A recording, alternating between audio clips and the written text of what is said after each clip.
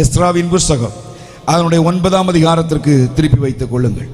எஸ்ராவின் புஸ்தகம் 9ஆம் அதிகாரத்திலே ஆண்டவர் எஸ்ராவின் மூலம் இந்த ஜனத்திற்கு இன்னும் ஒரு சில காரியத்தை வெளிப்படுத்தினார்.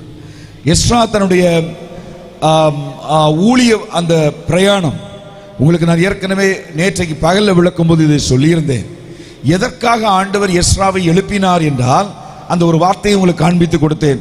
7ஆம் அதிகாரத்தில் அதனுடைய 27ஆம் வசனத்தின் முதல் வரி பேசுகிறது, கர்த்தருடைய ஆலயத்தை அலங்கரிக்க. கர்த்தருடைய ஆலயத்தின் அலங்காரம் என்பது என்னது? நீங்கள் ஒருவேளை இந்த பெரிய பில்டிங் கர்த்தருக்கு சுத்தமாக இருந்தால் வர நாட்களில் கர்த்தருடைய விஸ்தாரமான பில்டிங்காக இதை மாற்றுவாராக. அதில் நீங்கள் சுகமாய் நீங்கள் ஆராதிப்பீர்கள், மாற்றமில்லை.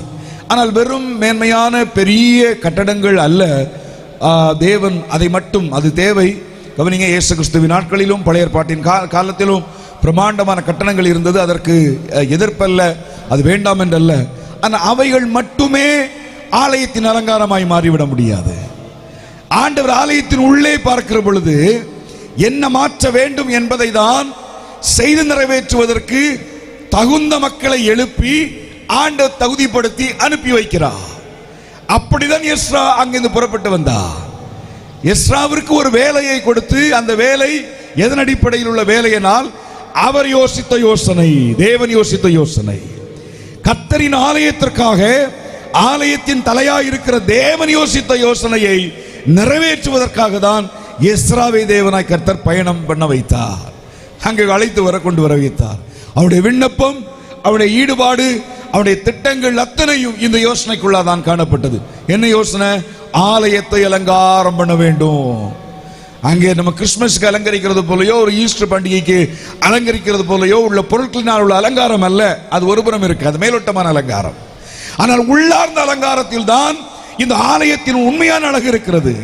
ஆலயம் ஆலயம் என்று பேசும்போது வெறும் கட்டடத்தை மட்டும் பேசவில்லை. நாமே தேவனுடைய, நமக்கும் இது பொருந்தும், நம்முடைய தனிப்பட்ட வாழ்க்கைக்கும் பொருந்தும். ஆவியானவர் உள்ளத்திலே வாசம் பண்ணி இருக்கும் அளவிற்கு உகந்த ஒரு ஆலயமாக நமது வாழ்க்கை திகழும் அளவிற்கு இந்த வார்த்தைகள் அதற்கு தெளிவாய் பொருத்தமாக இருக்கும். ஆண்டவர் சொல்லுகிறார், அந்த ஆலயத்தை அலங்கரிப்பதற்கு அனுப்பின அந்த யோசுவாவை கொண்டு கர்த்தருடைய வார்த்தை ஒவ்வொரு கட்டத்திலும் தெளிவாய் வருகிறது. நீங்கள் 9ஆம் அதிகாரத்திலே, எஸ்ராவின் புஸ்தகம் 9ஆம் அதிகாரத்திலே வருவீர்களானால் அவர் என்ன நோக்கத்திற்காக இந்த இடத்தில் சில காரியத்தை பேசுகிறார் என்பதை அவருடைய 12ஆம் வசனத்தை துவக்க பகுதியை வாசிக்கிறேன். அதில் வாசிக்கலாம், அதன் அடிப்படையில் நாம் புரிந்து கொள்ளலாம். பாருங்க, ஆதலால் நீங்கள் பலத்து கொண்டு தேசத்தின் நன்மையை புசித்து அதை நித்திய காலமாக உங்கள் பிள்ளைகளுக்கு உம்பிளிக்கையாக பின்வைக்கும்படிக்கு போதுங்க. கவனிங்க, ஆண்டவர் எஸ்ராவை கொண்டு சொன்ன அந்த 3 கருத்துக்களை நான் உங்களுக்கு முன்பு இந்த கடைசி, அதாவது இந்த 50வது ஆண்டின் 3 நாள் ஆராதனையின் கடைசி பகுதியில் உங்களுக்கு நான் அழுத்தமாய் சொல்ல விரும்புகிறேன். ஆண்டவர் என்ன சொன்னார் தெரியுமா? இந்த எஸ்ராவுக்கும் எஸ்ராவின் மூலம் ஜனங்களுக்கு, உங்களை அந்த பாபிலோன் தேசத்திலிருந்து இவ்வளோ கஷ்டப்பட்டு அப்படியே நீங்கள் பாடுபட்டு நீங்கள் ஆராதனைக்கு ஒரு ரிஸ்க் எடுத்து நீங்கள் வருவீங்க. அவசரமாய் காலையில் சீக்கிரமாக கிளம்பணும், ஏதோ ஒரு அவசரமாக நீங்கள் வர்றீங்க. நீங்கள் எடுக்கிற பிரயாசங்கள் வீணாய் போவதில்லை. ஆண்டவர் அதை ஞாபகமிட்டுக்கிறார். ஆண்டவர் ரொம்ப பிரஸ்டீஜ் உள்ள ஆண்டவர். கவனமாக இருக்கணும். ஒரு கலசம் தண்ணீரை இயேசு கிறிஸ்துவின் நாமத்தில் நீங்கள் குடிக்க கொடுத்தால் அதற்கேற்ற பிரதிபலனை அவர் செய்யாமல் போக மாட்டாராம். அது அவருடைய நேச்சர் ஆஃப் காட், அது ஆண்டோடைய நேச்சர். அவருக்கென்று நீங்கள் ஒன்று செய்தால் உங்களுக்கென்று பன்மடங்காய் செய்யாமல் போக மாட்டார். நான் செய்யுங்க செய்யுங்கன்னு சொல்லும்போது ஒரு பணத்தை மட்டும் பேசவில்லை.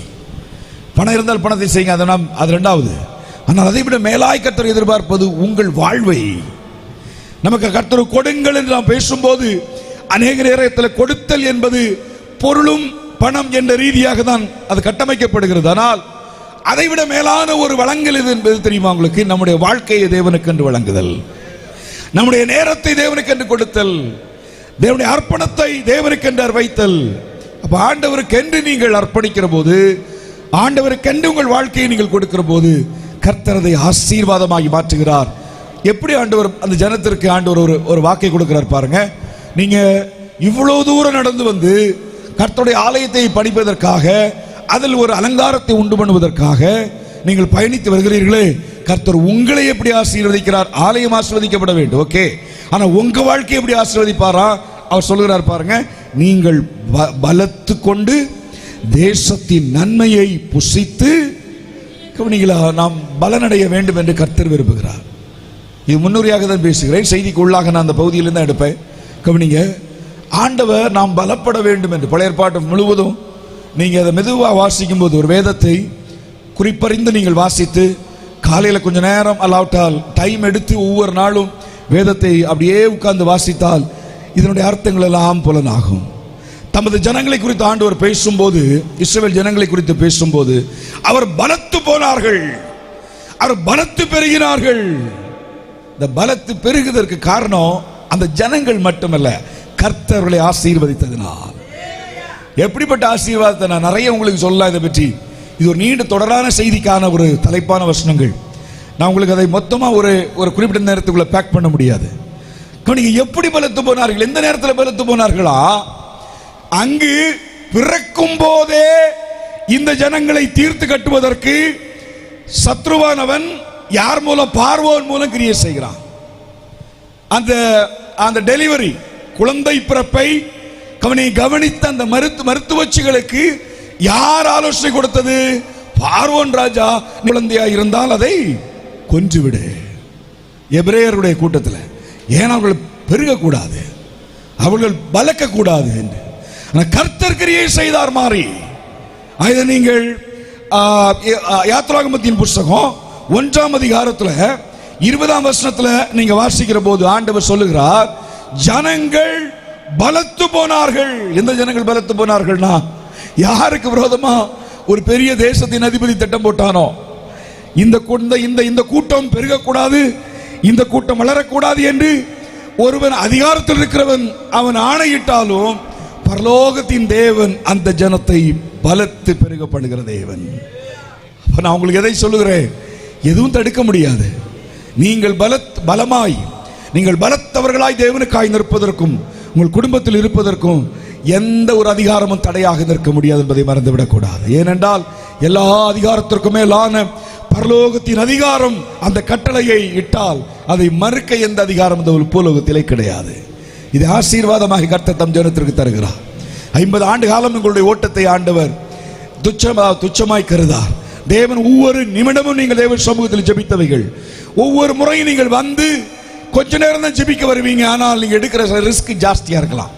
அதுக்கு அரேஞ்ச்மெண்ட் பண்ணி அடுத்து ஒரு 3 மணி நேரத்தை செலவிட்டு ஒருவேளை 1 மணி நேரம் நீங்க ஜெபம் பண்ணிட்டு போலாம்.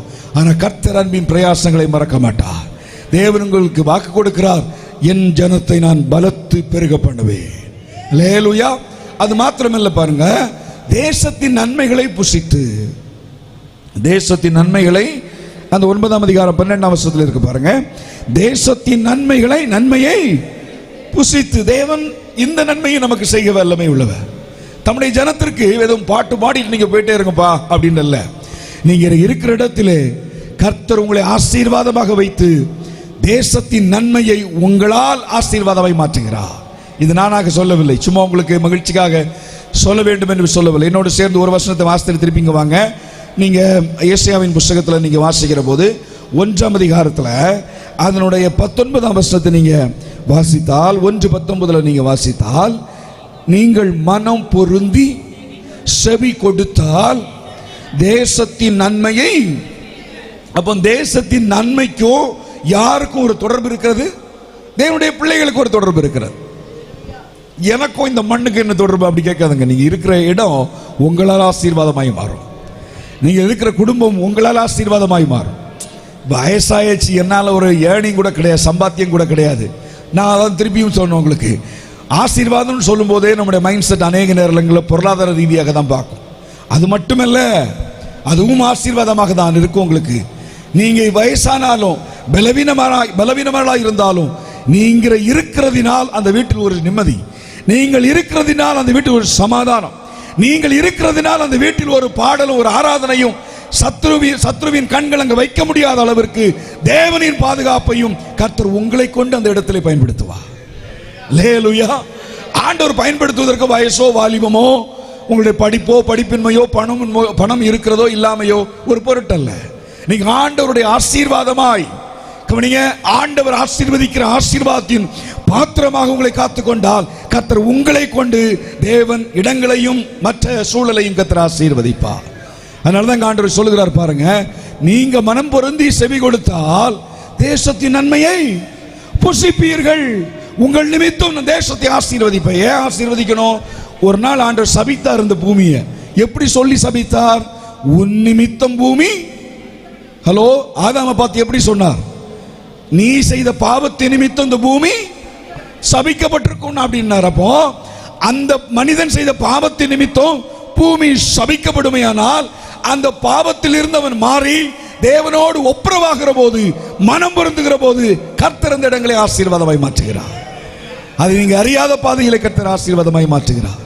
ஆண்டவர் படைத்த அத்தனை காரியங்களும் கவனிக்க வேண்டும். மனிதன் நன்றாய் புசிக்க வேண்டும், வாழ வேண்டும் என்பதற்காக தான். நீங்கள் அந்த படைப்பில் நீங்க பார்க்கும்போது எல்லாவற்றையும் ஆண்டவர் படைத்த பிறகுதான் மனிதனை படைத்தார். கடைசியாக எல்லாவற்றையும் ஏற்படுத்தி வைத்துவிட்டு வாங்க பிள்ளைகளை, மக்களை வாங்க நீங்க சாப்பிடுங்க உட்காருங்கன்னு நீங்க அழைப்பதை போலதான் தேவன் என்ன பண்ணார் தெரியுமா? எல்லாவற்றையும் ஏற்படுத்தி வைத்துவிட்டு ஆதாம் ஏவாளை படைத்து இவை எல்லாவற்றையும் நீங்க எனக்கு காத்துக்கொள்ளுங்கள், இல்லாவிட்டால் ஆளுங்கள் என்று அந்த அதிகாரத்தை கொடுத்து சென்றார். அன்புக்குரிய தேவனுடைய பிள்ளைகளே, தேசத்தின் நன்மையை கர்த்தர் உங்களுக்கு புசிக்க தருவார். வர நாட்களில் இந்த 50வது ஆண்டை நீங்கள் ஆசரிக்கிற திருச்சபைக்கு வர நாட்கள் தேசத்தின் நன்மையை புசிக்கும்படி கர்த்தர் நடத்துவார். உங்கள் கையின் பிரயாசங்களை கர்த்தர் ஆசீர்வதிப்பார். ஒருவேளை கர்த்தாவே என்று நீங்கள் ஜெபித்த காரியங்களுக்குரிய பதில் இந்த ஆண்டு உங்களை சேரும் போது கர்த்தரை துதிக்கும் ஒரு துதி உங்கள் வாழ்க்கையை நிரப்பும். ஆண்டவர் நிரப்புவார் அதை. தேசத்தின் நன்மைகளை உங்கள் வாழ்க்கையில் நீங்கள் நன்மையை புசிக்கும்படி தேவன் கிருபை தருவார். அதோடு விடுவதில்லை ஆண்டவர். கவனிங்க, ஆண்டவர் சொன்னார், உன்னை பலத்து பெரிய ஜாதி, அதுவும் பலக்க பண்ணுவேன். நீ உன்னுடைய பலத்தை, கர்த்தருடைய பலன் உங்களை தாங்கும். நம்பர் 1. நம்பர் 2, தேசத்தின் நன்மையால் நீங்கள் திருப்தி ஆவீர்கள். 3வது, அதோடு ஆண்டவர் விட்டுவிடவில்லை. அநேக நேரத்தில் நமக்கு ஒரு கவலை இருக்கும் பாருங்க, என் வாழ்க்கை ஓகே ஆண்டவரே, அடுத்து என் பிள்ளைகள், அதையும் ஆண்டவர் கவனமாக கருத்தில் எடுக்கிறார். அதையும் ஆண்டவர் கவனத்தில் கொண்டு அவர் அந்த வார்த்தையை பேசுகிறார் பாருங்க. அந்த எஸ்ராவின் மூலமாக எஸ்ரா 9ஆம் அதிகாரத்தில் அந்த 9ஆம் வசனத்தில் சேர்ந்து வாசிக்கலாமே. 9ஆம் அதிகாரத்தில் அதனுடைய 12ஆம் வசனத்தை வாசிப்போம். ஆதலால் நீங்கள் பலத்து கொண்டு தேசத்தின் நன்மையை புசித்து, நீங்க புசித்த நன்மைகள் அடுத்தது நீங்க பலம் கொண்டு வாழ்ந்தீர்கள் அல்லவா, அது உங்க வாழ்க்கையோடு முடிவதில்லை. கர்த்தர் ஆசீர்வதிக்கிற ஆசீர்வாதம் தலைமுறை தலைமுறையாக தாங்க என்பதில் எந்த மாற்றமில்லை. நீங்கள் ஜெபிக்கிற ஜெபங்கள் உங்கள் வாழ்க்கையை மட்டும்தான் திருப்தியாய் நடத்தி செல்வதில்லை. தேவனுடைய பிள்ளைகளே, இந்த தேவனை பற்றி கொண்ட தேவனுடைய பிள்ளைகளுக்கு ஒன்றை சொல்லுகிறேன். இந்த தேவன் மீது நீங்கள் வைத்த நம்பிக்கை, இவர் மீது நீங்கள் வைத்த பாசம், இவருக்காக நீங்கள் செய்த செயல்கள் உங்கள் வாழ்வை மட்டுமல்ல அடுத்த தலைமுறைகளுக்கு அதை ஆசீர்வாதமாக எடுத்து செல்லும் வல்லமை உள்ளது. அதைதான் அந்த வசனம் பேசுகிறது. எதை நீங்கள் தேசத்தின் நன்மைகளை புசிக்கிறீர்கள் அல்லவா, நீங்கள் ஆசீர்வாதமாக இருக்கிறீர்கள் அல்லவா, அந்த ஆசீர்வாதத்தை நித்திய காலமாக உங்கள் பிள்ளைகளுக்கு உம்பிளிக்கையாக. உம்பிளிக்கை என்றால் அர்த்தம் என்ன? இது பழைய தமிழ் அப்படித்தானே? உம்பிளிக்கை என்றால் சுதந்திரம். உம்பிளிக்கை என்றால் நீங்கள் விட்டு வைக்கிற சுதந்திரம், அந்த மக்களுக்காக நீங்கள் விட்டு போகிற ஒரு பெரிய பரிசு, அடுத்த தலைமுறைக்கு நீங்கள் கொடுக்கிற ஒரு பெரிய சுதந்திரமாக கர்த்தர் உங்களை ஆசீர்வாதமாக மாற்ற விரும்புகிறார். உங்க வாழ்க்கை மட்டுமல்ல, கையின் பிரயாசங்கள் மட்டுமல்ல, அடுத்த தலைமுறைக்கும் தேவன் செய்தி சென்று சேர்கிறது. லேலூயா, லேலூயா. ஒரு காரியத்தை முன்னோட்டமாக சொல்லி இன்னும் செய்திக்குள் வருகிறேன். அன்றைக்கு ஆபிரகாம் தன் மகனாகி ஈசாக்கை அழைத்துக் கொண்டு அந்த மோரியா மலையின் மேல் ஆண்டவர் சொன்னார்னு நடந்து போகும்போதெல்லாம் வெட்டாவெளியா இருந்த இடங்க. மோரியா மலை என்பது முள்ளும் காடும் நிறைந்த, முள்ளும் அதாவது நெரிஞ்சலுமாய் நிறைந்த பகுதிகள் தான் அதிகமாய் காணப்பட்டது. ஏனென்றால் அவர் திரும்பி பார்க்கும்போது ஒரு ஆட்டுக்குட்டி அங்கே இருந்துச்சு அப்படித்தானே, அது முள்ள சிக்கி கிடந்துச்சு. அப்ப முள்ளு நிறைந்த இடம் தான் மோரியா மலையில் நிறைய இருந்திருக்கணும். ஆனால் தன் மகனோடு அப்படியே நடந்து போகிற போது வேலைக்காரர்களை இங்கு நிறுத்திவிட்டு தகப்பனும் மகனுமாய் மலையேறுகிறார்கள். மலையேறுகிற போது மகன் தகப்பனை பார்த்து கேட்கிறான், அப்பா நாம் பலி செலுத்த போகிறோம் என்பதை புரிந்து கொண்டான் மகன். ஐயோ, நாம் பலிக்கு ஆடை எடுத்து கொண்டு வரவில்லையே. தகப்பனுடைய உள்ளம் ஒடுங்குகிறது. நீதான் அந்த பலியாடு என்று சொல்வதற்கு தயக்கம். ஆனால் ஒரு வார்த்தையை அவர் சொல்லி முடிக்கிறார், எல்லாம் ஆண்டவர் பார்த்துக் கொள்வார், எல்லாம் ஆண்டவர் பார்த்துக் கொள்வார் என்று சொல்லிவிட்டு இவர்கள் போகிற பிரயாணம் கொஞ்சம் எண்ணி பாருங்க, தகப்பன் இருக்கிறார், மகன் இருக்கிறார். ஏதோ அப்படியே ஒரு இடத்துல போய், ஆள் இல்லாத இடத்துல போய் அப்பன் மகனும் ஆராதிச்சு சும்மா வந்துட்டு வந்தா பிரச்சனை இல்லை. தகப்பனை உள்ள உடைந்து போனது. என் மகனை நான் பலி செலுத்துகிறேன், நான் போகும்போது 2 பேராய் போகிறோம், வரும்போது நான் எப்படி வருவேன்னு தெரியாது, என்ன மனநிலை வருவேன்னு தெரியாது. ஆனால் ஒன்று, நான் கர்த்தருக்காக நடக்கிறேன். கர்த்தர் சொன்னார், நீ இந்த மலையை எனக்கு காண்பித்தார், இந்த இடத்தை எனக்கு காண்பித்தார், எனக்கு இதை வேண்டும் என்று சொன்னார், இதை செய் என்று சொன்னார். என் வாழ்க்கையின் சந்தோஷத்தை காட்டிலும் தேவனுக்காக நான் எடுக்கிற முயற்சி முக்கியமானது என்பதை கருத்தில் கொண்டு தேவனுக்கு நடந்தான் இந்த ஆபிரகாம். மேலே இப்போ ஒரு பலிபீடம் கட்டியாச்சு, மகனை படுக்க வைத்தாச்சு, கவனிக்க வேண்டும். ஆனால் ஒரு நிமிஷம் கூட ஆபிரகாமுக்கு தெரியாது. எது தெரியாது தெரியுமா உங்களுக்கு? சில ஆண்டுகளுக்கு பிறகு இதே இடத்திலே உலகமே வியக்கும் அளவிற்கு ஒரு பெரிய தேவாலயம் ஒரு ராஜாவினால் எழுப்பப்படும் என்பதை அறியாதிருந்தான் ஆபிரகாம். அவன் எனக்கு ஆராதித்தது 3 பேரோடு தான் ஆராதிச்சான். கவனிக்க வேண்டும், உங்க வீட்டில் பெரிய ஒரு கூட்டம் இருந்தால் தான் ஆராதனை அப்படின்னு யோசிக்க வேண்டாம். 3 பேர் இருந்தாலும் உயிருள்ள ஆராதனை ஏற்படுத்த முடியும். ஆபிரகாம் எதை ஆண்டவர் சொன்னாலும் அதை செய்வதற்கு மனதுள்ள ஆபிரகாம். மறந்துடாதுங்க, வெறும் ஆபிரகாம் அல்ல, எதை தேவன் செய்ய சொன்னாலும் உம்முடைய வார்த்தையை நான் எப்போதும் தீவிரமாக எடுக்கிறேன் என்று சொல்லுகிற ஒரு நபரும், தன்னை ஆண்டவருக்காக அர்ப்பணிக்கிற ஒரு ஈசாக்கும், அடிக்கப்பட்ட ஒரு ஆட்டுக்குட்டி வானோரும் எங்க இணைந்து கொள்கிறார்களோ அங்கு உயிருள்ள ஆராதனை என்பது மறந்துவிடக் கூடாது. அது போதுங்க. அந்த இடம்தான் பிந்தைய நாட்களில் சாலமன் ராஜாவினால் தெரிந்தெடுக்கப்பட்டு இன்றைக்கு வர பேசப்படுகிற ஒரு பெரிய பிரமாண்டமான தேவாலயமாய் ஸ்தாபிக்கப்பட்டது. நீங்க இன்னைக்கு 2 பேரும் ஆராதிக்கலாம், அப்படி தனியா ஆராதிக்கலாம், நடந்து வந்து ஆராதிக்கலாம், கஷ்டப்பட்டு ஆராதிக்கலாம், சைக்கிள்ல வரலாம், பஸ்ல ஏறி வரலாம், உங்களுக்கு தெரியாது கர்த்தர் எவ்விதம் இந்த ஆசீர்வாதத்தை உங்கள் தலைமுறைகளுக்கு திருப்புவார் என்பதை. அன்றைக்கு ஒருவேளை பரலோகத்திலிருந்து இந்த ஆபிரகாம் அதை நோக்கி பார்த்திருக்கலாம். இன்னைக்கு சாலமன் தாங்க முடியாத அளவுக்கு ஆடுகளையும் மாடுகளையும் இந்த இடத்திலே பலி செலுத்தி வேதம் பேசுகிறது. தேவனுடைய மகிமை அந்த ஆசாரிப்பு, அதாவது ஆலயத்தை நிரப்பிட்டு எந்த அளவுக்கு தெரியுமா? ஆசாரியர்கள் நின்று வேலை செய்ய முடியாத அளவுக்கு தேவ மகிமை பிரத்யட்சமாய் இந்த இடத்தை நிரப்பியது. சாலமனுக்கு மகிழ்ச்சி, ஆனால் அதை விட மேலான மகிழ்ச்சி பரலோகத்தில் இருக்கிற ஆபிரகாமுக்கு.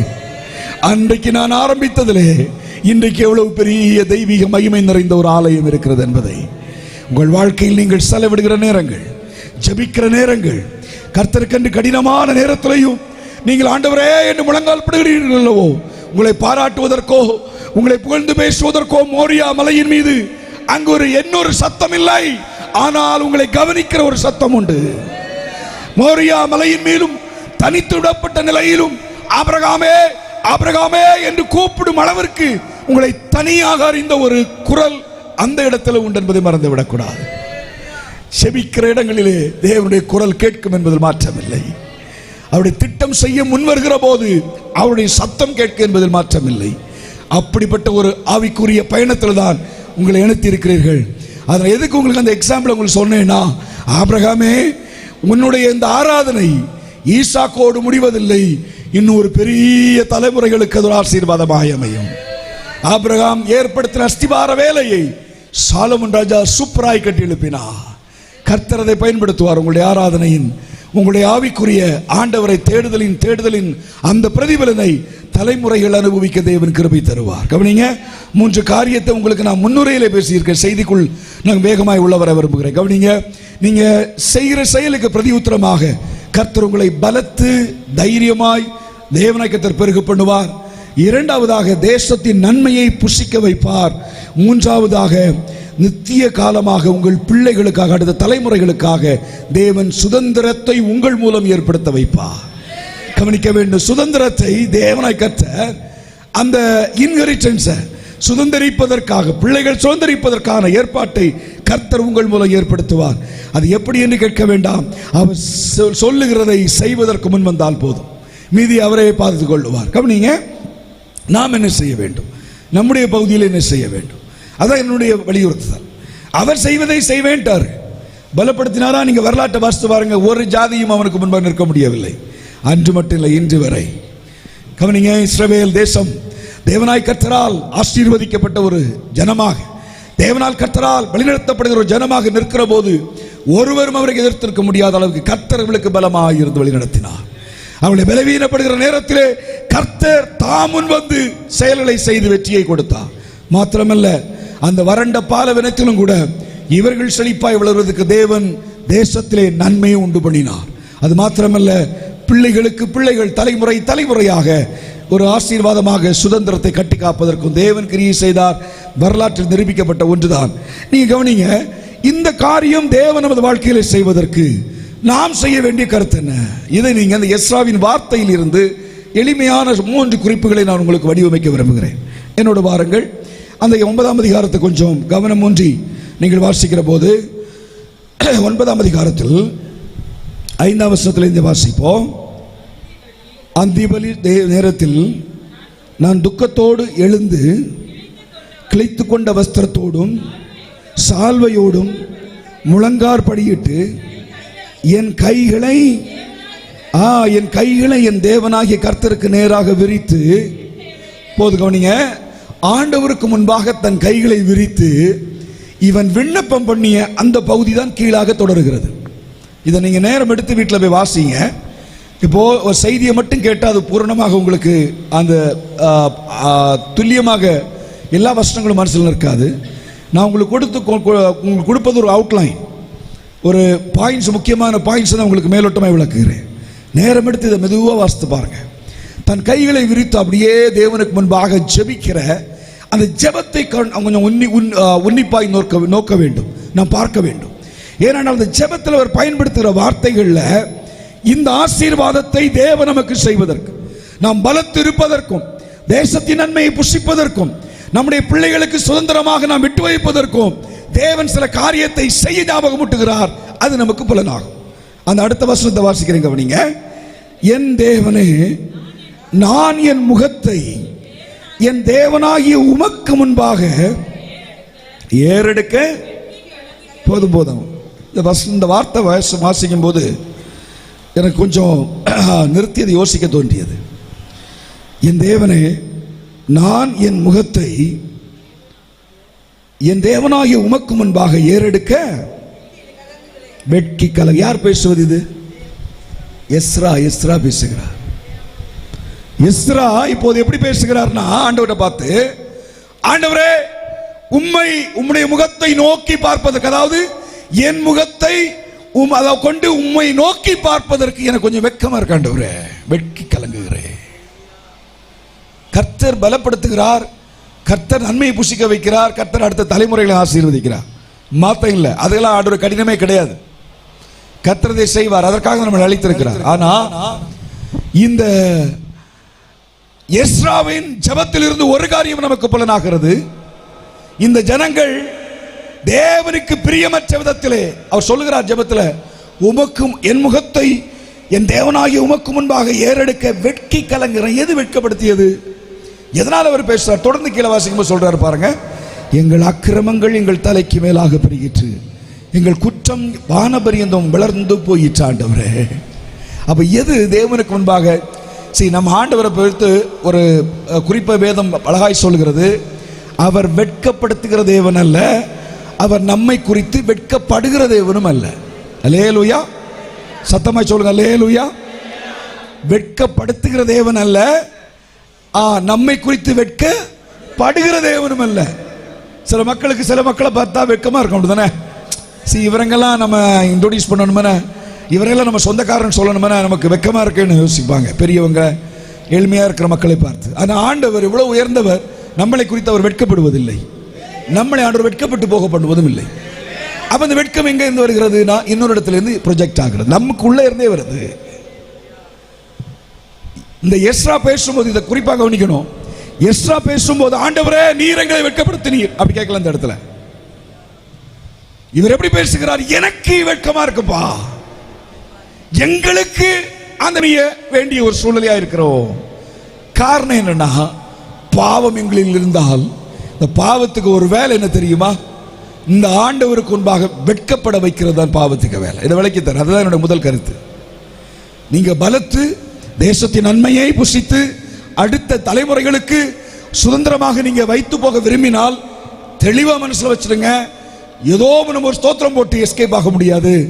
ஆண்டவர் தெளிவா ஞாபகம் பட்டுகிறார். தேவனுக்கு முன்பாக வெட்கி கலங்க பண்ணுகிற நம்முடைய முகத்தை வெட்கி கலங்க பண்ணுகிற அளவுக்கு நமது வாழ்க்கையிலே இருக்கிற பாவங்களோ குறைகளோ கரைகளோ இயேசுவின் நாமத்தில் மாற்றப்பட வேண்டும். வாங்க என்னோட வாசிங்க. ஆதியாகமத்தின் புஸ்தகத்தில் 2ஆம் அதிகாரத்தில் வாசிங்க. நமக்கு எல்லாருக்கும் தெரிந்த சம்பவம். 2ஆம் அதிகாரத்தில் 25ஆம் வசனத்தை நான் வாசிக்கிறேன் பாருங்க. 25 எல்லாரும் வாசிங்க. ஆதாமும் ஏவாளும்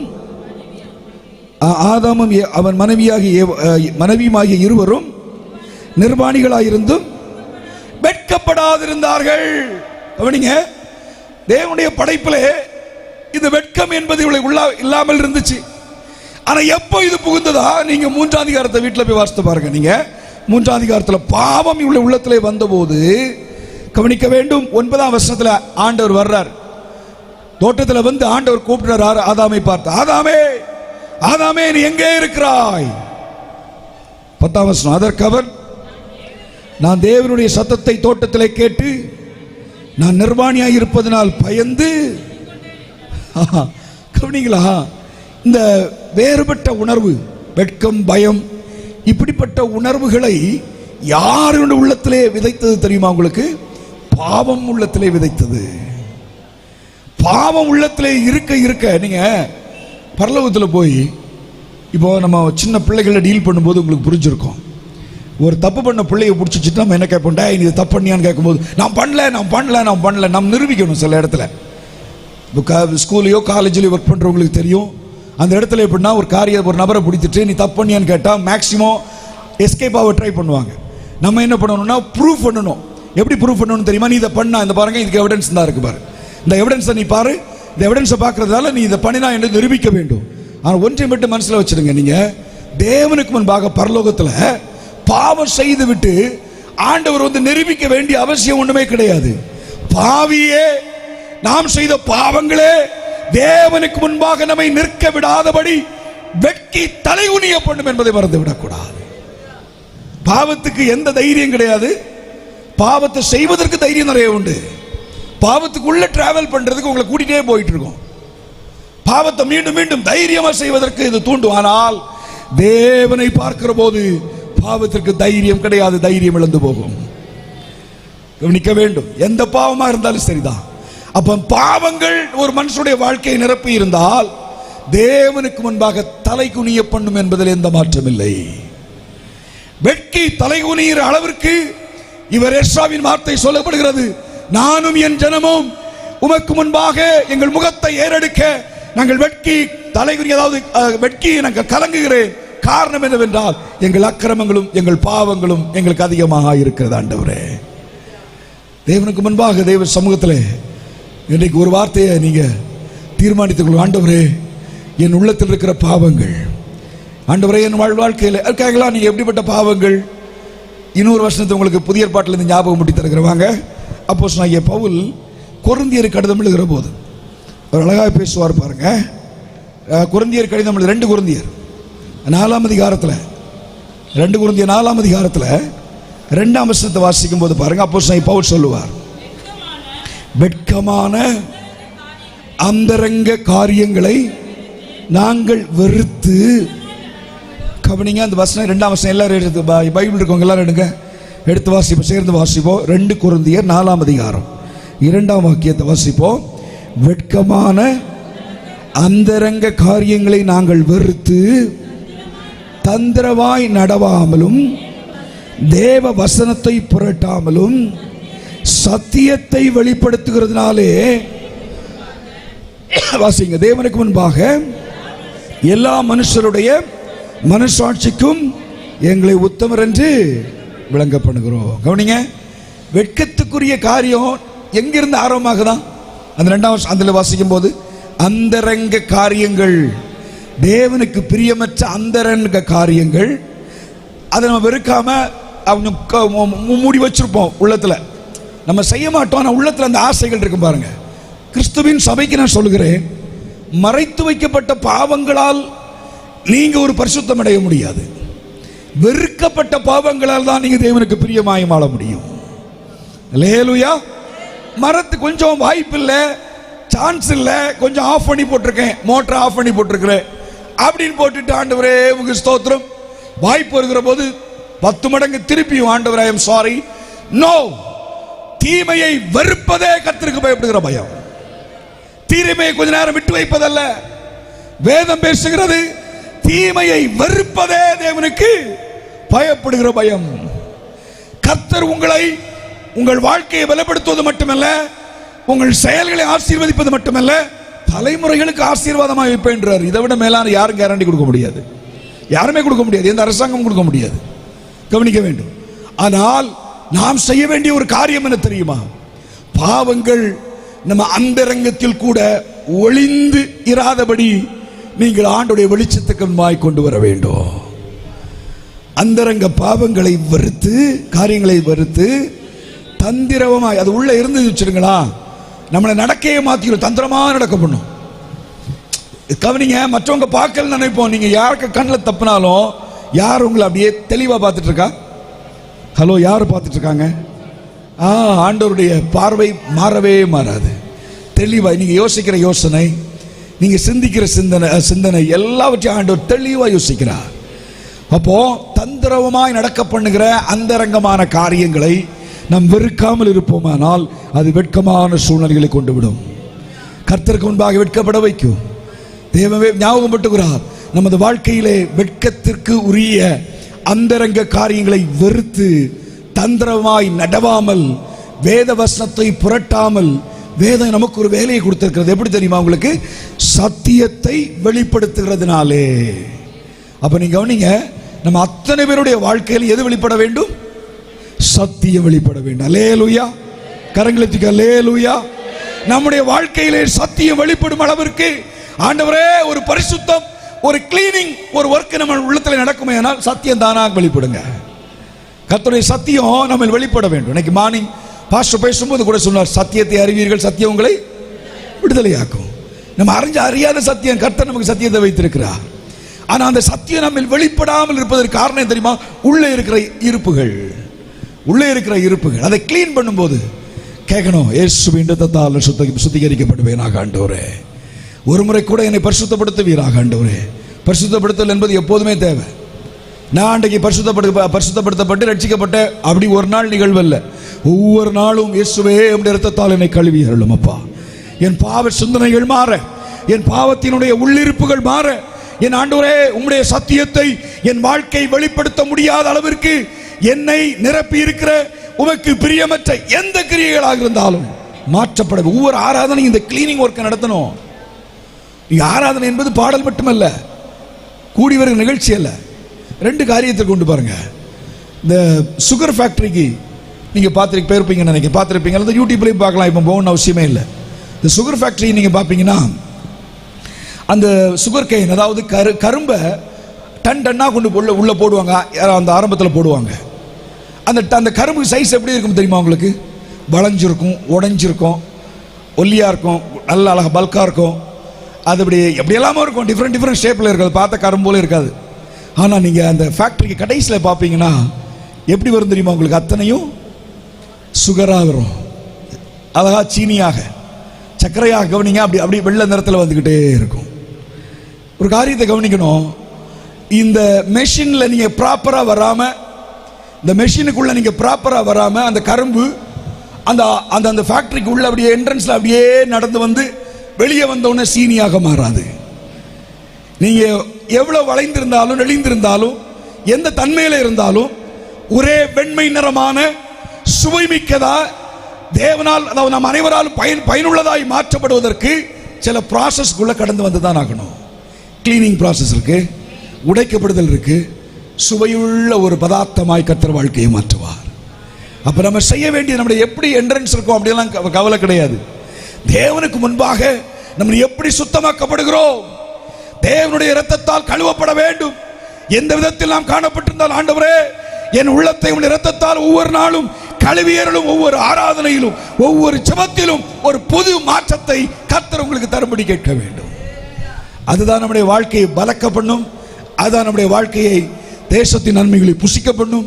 அதான் தேவனுடைய நம்முடைய வாழ்க்கையை அடுத்த தலைமுறைகளுக்கு சுதந்திரமாக கொண்டு செல்லும். நீங்க ஒருவேளை கேட்கலாம், அப்ப மற்றவங்க நல்லா இருக்கிறவங்களும் அவங்க எல்லாம் இப்படியே பண்ணிட்டு போறாங்க, அந்த கதையை நான் பேசவில்லை. நீங்க தேவனால் அழைக்கப்பட்ட ஜனங்களுக்கு உரிய உபதேசமாய் பேசுகிறேன், கவனிக்க வேண்டும். அந்த ஜனங்களுக்குரியவைகளை பேசவில்லை, அது கதை வேறு. அது நீங்க மேலோட்டமாய் வெளியே ஜன்னல் ஓரத்தில் பார்க்கிறவர்கள் அல்ல, அது வேற கதை. கர்த்தர் முடிவை தெளிவாய் வைத்திருக்கிறார். ஆனால் தேவனால் தெரிந்தெடுக்கப்பட்ட கூட்டமே, உனக்கென்று ஆண்டு ஒரு பெரிய தீர்மானத்தையும் யோசனையும் கர்த்தர் இருதயத்தில் வைத்துதான் உன்னை எருசலேமுக்கு கொண்டு வருகிறார். உன்னை எருசலேமிலே வந்து வைத்திருப்பது தற்செயலான நிகழ்வு அல்ல. யாரோ ஒருவர் சொன்னாங்க அங்க வந்தேன், அப்படிதான் வந்திருப்பீங்க. ஆனா தற்செயலான நிகழ்வு அல்ல, கர்த்தருடைய இருதயத்தில் தோன்றின யோசனை. எவ்வளவு பெரிய மகிழ்ச்சி நீங்க அவருடைய இருதயத்தில் இன்னும் இருக்கிறீங்க என்பது. அது கேட்கிறார், நான் உன்னை பலத்து தேசத்தின் நன்மையை புசிக்க அடுத்த தலைமுறைகளுக்கு சுதந்திரத்தை வைத்து போக நான் செய்ய வேண்டுமையானால் நீ ஆண்டவருடைய சமூகத்திலே உள்ளார்ந்த நிலைகளிலே, அந்தரங்க நிலைகளிலே தேவனுக்கு பிரியமாய் சத்தியத்தை வெளிப்படுத்துகிற மகனாய் மகளாய் வெளிப்பட வேண்டும். சத்தியம் உன்னில் வெளிப்படுவதற்கு தடையாய் இருப்பது என்ன? கர்த்தருடைய சமூகத்தில் கேட்க வேண்டும். ஆண்டவரே, இவ்வளவு வருஷ விசுவாச வாழ்க்கையிலே இவ்வளவு நாட்கள் உமக்காய் நான் ஓடின போதும் என் வாழ்க்கையிலே சத்தியம் வெளிப்படவில்லையே. என் வார்த்தையிலே சத்தியம் வெளிப்பட வேண்டும், என் நடத்தையிலே சத்தியம் வெளிப்பட வேண்டும், என் சிந்தையிலே சத்தியம் வெளிப்பட வேண்டும். இங்க ஒரு பெரிய கூட்டத்தையோ பெரிய திரளான மக்கள் இருந்தால் தான் ஆண்டவர் கிரியை செய்வார் என்ற அர்த்தம் கிடையாது. நீ ஒரு நபராய் அந்த ஆலயத்திற்குள் இருந்தாலோ, ஒரு நபராய் ரட்சிக்கப்படாத குடும்பத்துக்குள் நீ ரட்சிக்கப்பட்டவளாய் ரட்சிக்கப்பட்ட நபராய் நீ இருந்தாலோ, சத்தியத்தை வெளிப்படுத்துகிற தேவ பிள்ளைகளின் மூலம் தேவ பலன் உண்டாகும். நீ பலத்திருப்பாய். குடும்பமே எதிர்க்கலாம், ஊரே எதிர்க்கலாம். சத்தியத்தை வெளிப்படுத்துகிற தேவனுடைய மனிதன் தேவ பலமுள்ளவனாய் மாற்றுவார் தேவன். கர்த்தருடைய பலன் அங்கு கிரியை செய்ய. யாரை தட்டி தூக்க வேண்டும் கர்த்தர் தூக்குவாருங்க. உங்களுக்காக யாரை அப்படி கொண்டு வர வேண்டும் கர்த்தர் கொண்டு வருவா. நீங்க சத்தியத்தை வெளிப்படுத்த வேண்டும். அதுக்காக தேவன் வைத்திருக்கிறார். அதற்காக தேவன் வார்த்தையை கொடுத்தார். அதற்காக தேவன் வார்த்தையானவர் மாம்சமானார். அதற்காக தான் மாம்சமாகி நம்மோடு உலாவினார், நமக்காக ஜீவன் கொடுத்தார். எதற்காக தெரியுமா? நாம் இந்த சத்தியத்தை வெளிப்படுத்த வேண்டும் என்பதற்காக. கர்த்தருடைய சமூகத்தில் கிளீன் பண்ணுங்க. பாவத்தை உள்ள வச்சுட்டு சத்தியம் வெளிப்படாது. நீங்க எவ்வளவு தூரம் வாயால ஒரு வசனத்தை சொன்னால், வசனம் சொல்றதுனால நம்ம தேவனுடைய பிள்ளைகளா மாற முடியாது. ஹலோ, இருக்கிறீங்களா? கவனிங்க. சாத்தான் தான் வேதத்தை கரெக்டா ஓதுவான். இயேசுவை சந்திக்கிற போது சாத்தான் எப்படி அப்ரோச் பண்ணா? ஹலோ, அன்றைக்குள்ள நியூஸ் பேப்பரை வாசிக்கல. அன்னைக்குள்ள நியூஸ் பேப்பரை எடுத்து வந்து இயேசுநாதர்கிட்ட இப்படி ஆகும், இன்னைக்கு காலையில கொஞ்சம் பேர் இறந்திருக்காங்க அப்படியெல்லாம் பேசிக்கல. அவன் என்ன பேசுறான் தெரியுமா? பைபிள் இருந்து, அதாவது வேதத்திலிருந்து வசனத்தை எடுத்துக்கொண்டு இயேசுநாதர்கிட்ட பேசுறான். அவர் பசியா இருக்கிறான்னு தெரியுது, கான்டெக்சுவலா பேசுறான், சூழ்நிலைக்கு ஏற்றபடி பேசுகிறான். இருக்கிற அந்த சூழ்நிலைக்கு ஏற்றபடி வேதத்தின் வசனங்களை பயன்படுத்துவதனால் நாம் தேவனுடைய பிள்ளைகள் அல்ல. வேத வசனம் நம்மை மாற்றுவதற்கு, மீண்டும் சொல்லுகிறேன், எனக்கு ஏற்றபடி வேத வசனத்தை பயன்படுத்துறதுனால தேவனுடைய பிள்ளைகளை மாற முடியாது.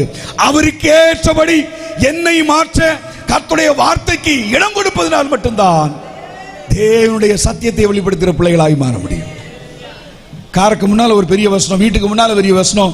நீங்க எவ்வளவு வசனங்கள், தப்பு இல்லை, நிறைய வசனங்களை நீங்க வச்சுக்கணும். ஆனா இதயத்துக்குள்ள அது வாசம் பண்ண மாட்டேங்குது. அநேக நேரம் வசனத்தை எப்படி வாங்கிக்கிறோம், வாங்கி பின்னால எறிஞ்சு போடுகிறோம், தூக்கி ஒட்டா அப்படி பின்னால போடுகிறோம். வசனம் எங்க கிடக்கு? நான் சொல்லலை, பைபிள் இருக்கு. வாங்க 50ஆம் சங்கீதத்துக்கு வாங்க. 50ஆம் சங்கீதத்தில் நீங்க வாசிக்கும் போது சங்கீதக்காரன் பேசுகிறார். எப்படி பேசுகிறார்னா, கர்த்தருடைய வார்த்தையை வாங்கி என்ன பண்ணுகிறார்களா? 50ஆம் சங்கீதம் 17ஆம் வசனத்தை வாசிப்போம். 50:17. 50ஆம் சங்கீதம் 17 எடுத்துருங்க. சிட்சையை நீ பகைத்து என் வார்த்தைகளை எங்கே எறிந்து போடுகிறாய்? ஹலோ, எங்கே எறிந்து போடுகிறோம்? உனக்கு பின்னாக ஆண்டவர் சொல்லுகிறார், நீ வார்த்தையை வாங்குறாயா? வாங்குகிறேன். கேட்டாயா? கேட்டேன். வாங்கினாயா? வாங்கினேன். எங்கே இருக்கிறது? அப்படியே வாங்கி பின்னால் இருந்தா கிடக்கும், அப்படி போட்டுறது. வார்த்தை பின்னால கிடக்கும், எங்கேயோ கிடக்கும். இதனால என்ன பிரயோஜனம்? நமக்கு ஒரு டார்ச் லைட் கொடுத்துருக்கோம், அந்த இடத்துல ராத்திரி வருவதற்கு கஷ்டம்னு. ஒரு டார்ச் லைட் உங்களுக்கு கையில் கொடுத்துருக்காங்க. நீங்க வாங்கின உடனே தூக்கி பின்னால போட்டீங்க. கொஞ்ச நேரம் தாண்டா அப்படி குண்டக்க மண்டக்கன்னு விழுந்தாச்சு. காரணம் என்ன? கால்களுக்கு தீபமும் பாதிக்கு வெளிச்சமாய் இருக்க வேண்டிய கர்த்தருடைய வசனத்தை நீ வாங்கி பின்னால போட்டுட்டு நீ முன்னால் நடந்தியனா எங்கேயோ விழ போறான்னு அர்த்தம். ஆனால் கர்த்தருடைய வசனத்தை வாங்கி கொண்டு ஒவ்வொரு நாளும் ஆண்டவரே இந்த வசனத்தின்படி என்னை சுத்திகரிப்பீராக, இந்த வசனத்தின்படி என்னை சுத்திகரிப்பீராக. யாரை கொண்டு கர்த்தர் ஆசீர்வாதமாக்குறாரு பாருங்க. எஸ்ராவுக்கு வாங்க. அந்த எஸ்ராவின் புத்தகத்தில் இன்னைக்கு 7ஆம் அதிகாரத்தில் பாருங்க. நீங்க கவனிக்கும் 7ஆம் அதிகாரத்தில் மன்னிக்கும் 8, 9, 9ஆம் அதிகாரத்தில் வாங்க. அது 4ஆம் வசனத்தை எல்லாரும் சேர்ந்து வாசிப்போம். அப்பொழுது 9:4 அப்பொழுது சிறையிருப்பிலிருந்து வந்தவர்களுடைய குற்றங்களின் நிமித்தம், அடுத்த லைன், இஸ்ரவேலருடைய தேவனின் வார்த்தைகளுக்கு நடுங்குகிற யாவரும். எதற்கு நடுங்குகிற யாவரும்? எதற்கு நடுங்குகிற மக்கள்? மழைக்கும் குளிருக்கும் நடுங்குகிற மக்கள் அல்ல, தேவனுடைய வார்த்தைக்கு நடுங்குகிற மக்களாய் ஒரு கூட்டத்தை தேவன் எதிர்பார்க்கிறார். அவங்க தான் சத்தியத்தை வெளிப்படுத்த முடியும். கர்த்தருடைய வார்த்தையை பயத்தோடும் பக்தியோடும் உள்வாங்கி எடுத்துக்கொண்ட ஆண்டவரே, இந்த வார்த்தையின்படி நான் ஆசீர்வதிங்கப்பா. நான் எதை விட வேண்டுமோ, எதை நான் ஒதுக்க வேண்டுமோ, எந்த இடத்தில் கழுவப்பட வேண்டுமோ கழுவி இந்த வார்த்தை உள்ளே ஸ்தாபிக்கிறேன் என்று ஒவ்வொரு நாளும் காலையிலே இரவும் பகலும் என்று கர்த்தருடைய வார்த்தையின்படி வாழ்க்கையை ஸ்தாபித்தால் சத்தியத்தை உங்களை அறியாம சத்தியம் வெளிப்படும். நீங்க படிக்காதவங்களா இருங்க, ஒருவேளை படிப்பு எழுத்து கூட வாசிக்க தெரியாம விட்டுருங்க, அதெல்லாம் கவலை கிடையாது. ஆண்டவருக்கு என்ன, நம்முடைய நினைவுகளே அவர் அறிவார். அப்புறம் என்னங்க எழுத்தும் வாசிப்போம். நம்முடைய இருதயத்தின் நினைவுகளை வேதம் பேசுகிறது. இருதயத்தின் நினைவுகளின் தோற்றத்தை முன்னறிவா. அப்போ இருதயத்தில் நீங்க இந்த தோற்றம் கூட தூய்மையா இருக்க வேண்டுமே. ஆனால் இயேசுவின் இரத்தத்தால் கழுவப்பட்டவர்களாய் அவருடைய வார்த்தையின் வெளிச்சத்தில் நடக்கிறவர்களாய் நீங்கள் இருந்தால் மட்டும்தான் சத்தியத்தை வெளிப்படுத்த முடியும். கர்த்தர் உங்களுக்கு ஆய்ந்திருப்பார், உங்களை பலப்படுத்துவார். உங்களை பலவீனன் என்று யார் சொன்னாலும் கர்த்தர் பலவான் என்று அழைப்பார். உங்களுக்கு நன்மை உண்டாகாமல் வேற எங்கு போக அதை இருந்தாலும் கர்த்தர் உங்களுக்கு தேசத்தின் நன்மைகளை தருவார். யாரை கொண்டாது தருவார்? கர்த்தர் எதையாவது ஒரு வழியை ஓபன் பண்ணி கர்த்தர் தருவார். அது மாத்திரமல்ல, கர்த்தர் உங்கள் தலைமுறைகளுக்கு ஆசீர்வாதமாய் உங்கள் கையின் பிரயாசங்களை வைப்பார். நீங்கள் செய்ய வேண்டியது, ஆண்டவரே உம்முடைய சத்தியத்தை வெளிப்படுத்துகிற பிள்ளைகளாக என்னை மாற்றுவீராக. எல்லாரும் கரங்களுக்கு ஒரு நிமிஷம் ஆண்டவருடைய சமூகத்தில் கேளுங்க. ஆண்டவரே எங்களை சத்தியத்தை வெளிப்படுத்துகிற பிள்ளைகளாய் மாற்றுவீராக. ஆண்டவர் அந்தரங்க, ஆண்டவர் ரகசியமான தேவனுக்கு பிரியமற்ற காரியங்களை எங்கள் வெறுக்க உதவி செய்யும். சத்தியத்தினால் ஆண்டவர் எங்கள் நடக்க உதவி செய்யும். சத்தியத்தை வெளிப்படுத்த எங்களுக்கு கிருபை தாரும் ஆண்டவரே. ஹல்லேலூயா, ஹல்லேலூயா. அது மாத்திரமல்ல, பாருங்க வாங்க எஸ்ராவில், இந்த எஸ்ராவின் புத்தகத்தில் 9ஆம் அதிகாரத்தில் நீங்கள் பார்க்கும்போது அடுத்த ஒரு காரியத்தை வேகமாக மற்ற காரியங்களை நான் கொண்டு போக விரும்புகிறேன். 6ஆம் அதிகாரத்தில் 9ஆம் அதிகாரத்தில் நீங்கள் பார்க்கும்போது பாருங்க, அடுத்த ஒரு காரியம் என்னுடைய கண்களை அப்படியே கவர்ந்தது. 8ஆம் வசனத்தினுடைய மையப்பகுதியை வாசிக்கிறேன், கவனிங்க.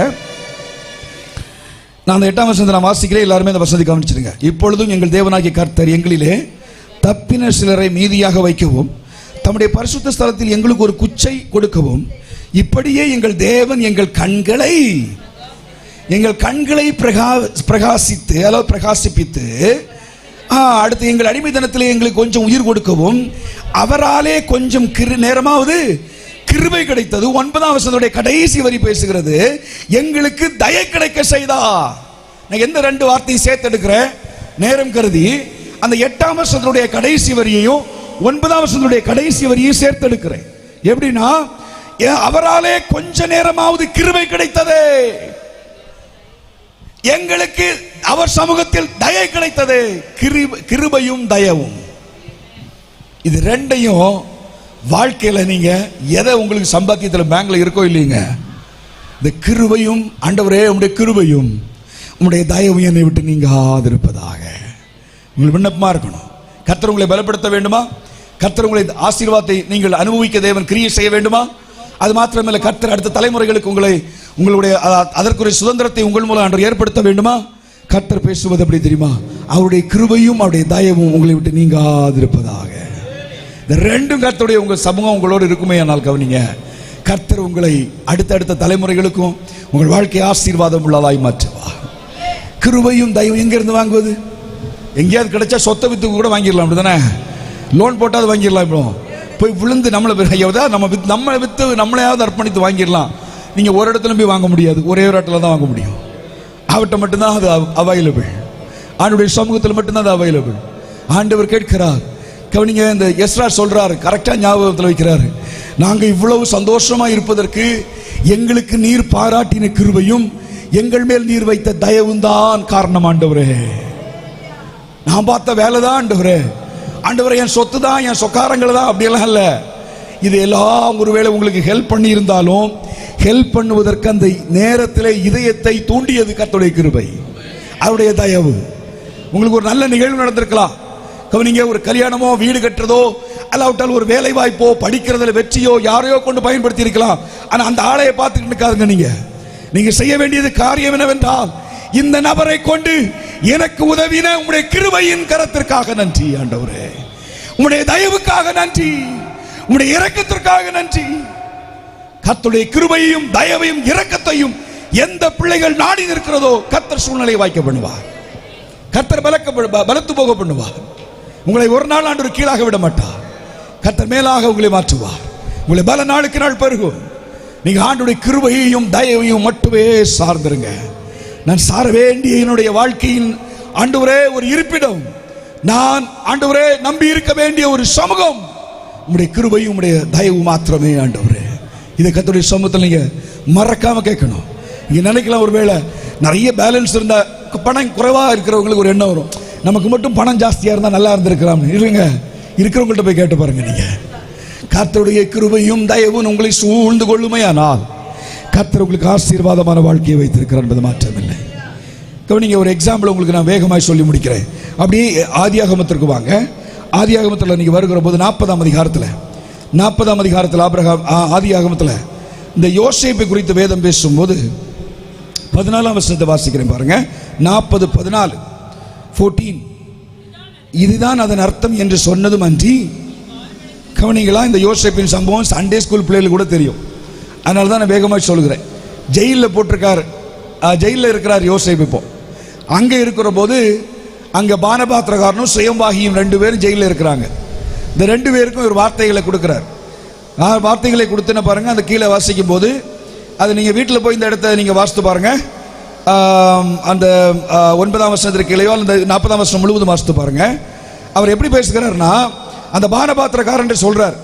பானபாத்திரக்காரனா ராஜாவுக்கு அப்படி உதவி செய்கிறவன். அந்த பானபாத்திரக்காரன் அந்த தரிசனத்தை விளக்கம் கொடுத்துட்டு சொல்றாரு. அவன் கண்டு ஒரு சொப்பனம், 2 பேரும் 2 சொப்பனம் பார்க்குறாங்க. அப்போ அந்த யோசேப்பு அந்த சொப்பனத்துக்கு அர்த்தத்தை கொடுக்குறாரு. கொடுத்துட்டு இந்த பானபாத்திரன் சொன்னாரு, தம்பி இதுதான் அர்த்தம் புரிஞ்சுக்கா, ஆனா ஒரு காரியம் மட்டும்பா, கண்டிப்பா உன்னை கர்த்தர் ஆசீர்வதிப்பார். யார் ஆசீர்வதிப்பா? கர்த்தர் பானபாத்திரக்காரனை ஆசீர்வதிக்க போறார். மீண்டும் அவனுக்கு அந்த வாய்ப்பை கொடுக்கிறார். 14ஆம் வசனத்தை இப்ப எல்லாரும் சேர்ந்து வாசிப்போம். இதுதான் புரியும்படி நீங்க 13 இருந்தே வாங்கலாம். 13 வாங்க. 3 நாளைக்குள்ளே பார்வோன் உன் தலையை உயர்த்தி உன்னை மறுபடியும் உன் நிலையிலே உன் வேலை உனக்கு திரும்பி கிடைக்கும். முன்னே அவருக்கு பானம் கொடுத்து வந்த விளக்கத்தின்படியே பார்வோனின் பாத்திரத்தை அவர் கையிலே கொடுப்பார். அப்ப அர்த்தம் என்ன தெரியுமா? நீ நல்லா வேலை பாப்பா, முந்தி இருந்த போஸ்டிங்களே கர்த்தர் உன்னை நிறுத்துவார். இந்த சொப்பனம் அதுதான் சொல்லுது அப்படின்னு விளக்கத்தை கொடுத்துட்டு இன்னொன்னு சொல்றான் பாருங்க. 14ஆம் வசனம். இதுதான் அதன் அர்த்தம் என்று சொன்னதும் அன்றி அவன் இப்ப கேட்கிறார், யோசேப்பு கேட்கிறார், நீ வாழ்வடைந்திருக்கும் போது என்னை நினைத்து என் மேல் தயவு வைத்து என் காரியத்தை பார்வோனுக்கு அறிவித்து இந்த இடத்திலிருந்து என்னை பாவம். இந்த யோசேப்பு தப்பே செய்யாம கடுமையான ஒரு சிறைச்சாலை தண்டனை விடுதனே. அநேக இடங்களில் தேவனுடைய பிள்ளைகள் எல்லாமே வட இந்தியாவில் போய் பாருங்க. எனக்கு ஒரு போதகர் வகுப்பில் நாம் பாடம் எடுக்கும் போது சொன்னார், யூபியில எல்லாம் நிறைய போதகர்கள் தப்பா குற்றம் சாட்டப்பட்டு, பாலியல் குற்றம் சாட்டப்பட்டு, அது மாத்திரமல்ல இந்த கஞ்சா போதைப்பொருள் குற்றம் சாட்டப்பட்டு ஜெயிலில் அடைக்கப்பட்டிருக்கிறார்கள். மனசார் அப்படி அவங்க செய்தது கிடையாது. அந்த அவர்கள் மேல் காழ்ப்புணர்ச்சி உள்ளவர்கள் அப்படியே ஒரு பொய் கேஸை போட்டு நிறைய ஆண்டுகள் ஜெயிலுக்குள்ள இருக்கிறார்கள். நான் ஒரு லைனை சொன்னா அது அவர்களை ஒருபோதும் தேவனுக்காய் நிற்பதில் இருந்து தடை பண்ணுவதில்லை. ஜெயிலுக்குள்ள தேவனை ஆராதிக்கிறார்கள் என்று முடிந்த அளவு என்னை நீ எவ்வளவு வதைப்படுத்த வேண்டாலும் வதைப்படுத்து. நீ வதைப்படுத்த தேவனுடைய நாமத்தின் விதையாக நான் மாற்றப்படுகிறேன். எந்த இடத்துல என்னை கொண்டிருந்தாலும் தேவனுக்காய் நிற்பேன் என்றுதான் அங்க அத்தனை பாடுகளின் மத்தியில் தான் ஆராதிக்கிறார்கள். அன்பின் தேவனுடைய பிள்ளைகளே, கஷ்டத்தை தப்பில்லாம கஷ்டம் அனுபவிக்கிறது ரொம்ப வருத்தமான ஒரு காரியம், பெயின்ஃபுல்லான ஒரு காரியம். யோசேப்பு அவ்வளவு பாடுகளை அனுபவித்துக் கொண்டிருக்கிற போது நன்மையான காரியத்தை பானபாத்திரன் சொல்லிட்டு சொல்றான், நீ வாழ்ந்திருக்கும் போது கொஞ்சம் எனக்கு தயவு பண்ணப்பான்னு தப்பு பண்றாரு யோசேப்பு. வேதனை நேரத்திலும் கஷ்டத்தின் நேரத்திலும் சில நேரங்களில் ஒரு மனுஷ தயவு, ஒரு அவனுடைய தயவு, அவளுடைய தயவு என்று யாராவது ஒருவருடைய தயவு கிடைக்காதா என்று தேவனுடைய பிள்ளை நாட வேண்டிய அவசியம் இல்லை. ஏன் நாட வேண்டிய அவசியம் இல்லை? ஒரு வசனத்தை வாசிங்க. அதே 39ஆம் அதிகாரம், ஆதியாகமம் 39ஆம் அதிகாரம் 21ஆம் வசனத்தை வாசிங்க. 21. கர்த்தரோ யோசேப்போடே இருந்து அவன் மேல் கிருபை வைத்து சிறைச்சாலை தலைவனுடைய தயவு அவனுக்கு கிடைக்கும்படி செய்தார். அப்போ உங்க கூட இருந்து கிருபையையும் தயவையும் யார் உண்டு பண்ணுகிறார்? தேவன் உண்டு பண்ணுகிறார். அப்ப யாருக்கு இந்த கவலை தெரியுமா? ரெண்டுல ஒன்னு ஆண்டவர் கூட இல்லாத நபர், இன்னொரு விதம் எப்படி ஆண்டவர் இருக்கிறதை தீவிரமாக எடுக்காத நபர். ஆராதிக்கும் தேவனுடைய பிள்ளைகளே, கர்த்தருடைய கிருபையும் தயவும் உங்களுக்கு தாராளமாக்கப்படுகிறது. இந்த புதிய அந்த அரை நூற்றாண்டுகள் வாழ்ந்திருக்கிறீர்கள். அரை நூற்றாண்டு வாழ்ந்திருக்கிற தேவனுடைய திருச்சபைக்கு நான் பேசுகிறேன். இனி நீங்கள் கர்த்தருடைய வருகை வரையிலும் நிலைத்து நிற்பதற்கு உங்களுக்கு ஒரு பெரிய பணமோ பொருளோ கர்த்தர் உருவாக்குவார். பூமியும் அந்த நிறைவும் யாருடையது? ஒரு 50 ஏக்கர் இருந்தா நான் பெரிய ஆள். அப்படித்தானே இந்த உலகத்துல 50 ஏக்கர் 100 ஏக்கர் ஒரு 500 ஏக்கர் எனக்கு இருந்துச்சுன்னா நான் பெரிய ஆள். அப்ப ஆண்டவர் பூமியும் அது நிறைவும். அப்ப எவ்வளவு பெரிய ஆளை நீங்க ஆராதிக்கிறீங்க? யாரை நீங்க அப்பான்னு கூப்பிடுறீங்க? சர்வ வல்லமை உள்ள தேவனை அப்பா நிலைக்கிறோம். எவ்வளவு பெரிய பாக்கியம்! நீங்க கேட்க வேண்டியது, அப்பா உங்களுடைய கிருபையும் உங்களுடைய தயவும் எப்போதும் எனக்கு வேணும் ஆண்டவரே. அதுக்கு ஒரே ஒரு கண்டிஷன் தான், வேற எங்கேயும் நீங்க வாங்க முடியாது, எந்த இடத்துல வாங்க முடியாது. ஆண்டவரே, கர்த்தர் யோசேப்போடே கூட இருந்தா. எல்லாரும் சொல்லுங்க, கர்த்தர் யோசேப்போடே கூட இருந்தா. அவர் யோசேப்போடே கூட இருந்தபடியினால் அவர் எங்க இருக்கிறாரோ அங்க கிருபை இருக்கும். அவர் எங்க இருக்கிறாரோ அவருடைய தயவு இருக்கும். அவரை கூட நீங்க சம்பாதிச்சிட்டீங்களா, அவருடைய கிருபையும் தயவும் உங்களை எப்போதும் சூழ்ந்து கொண்டு இருக்கும். தேவனுடைய பிள்ளைகளே, கிருபையை எப்போது ஏதாவது நீங்க லைட்டா எடுக்காதுங்க. கிருபையை நீங்க அதை தீத்துவில வாசிக்கும் போது பாருங்க, தீத்து அங்க நீங்க தீத்துவின் நிருபத்தில் பவுல் அழகா பேசுவாரு. தீத்துவின் 2ஆம் அந்த அதிகாரத்தில் நீங்க வாசிக்கும் போது, தீத்துக்கள் நிருபத்தில் 2ஆம் அதிகாரத்தில் பவுல் அந்த கிருபையை குறித்து அழகா பேசுகிறார் பாருங்க. 2ஆம் அதிகாரம் 11ஆம் வசனத்திலிருந்து நீங்க வாசிக்கும் போது, 11லேருந்து வாசிக்கும் போது, ஏன்னு எல்லாரும் கவனிச்சிருங்க, வாசிங்க, பைபிள் இருக்கிற எல்லாரும் எடுத்துக்கொள்ளுங்க. தீத்துவின் நிருபம், தீத்துவுக்கு அப்போஸ்தலனாகிய பவுல் எழுதின நிருபம், அதனுடைய 11ஆம் வசனத்தை 2ஆம் அதிகாரம் 11ஆம் வசனத்தை வாசிக்கிறேன்.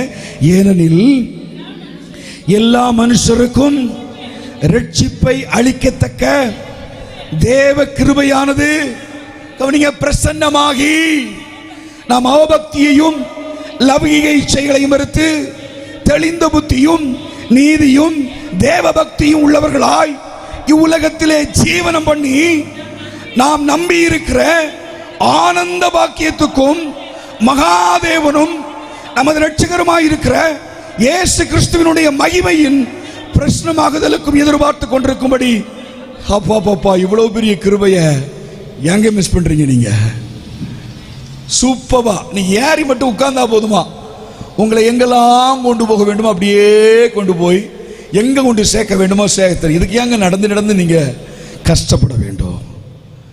அவரை உங்களோடு வைத்துக் கொண்டார்.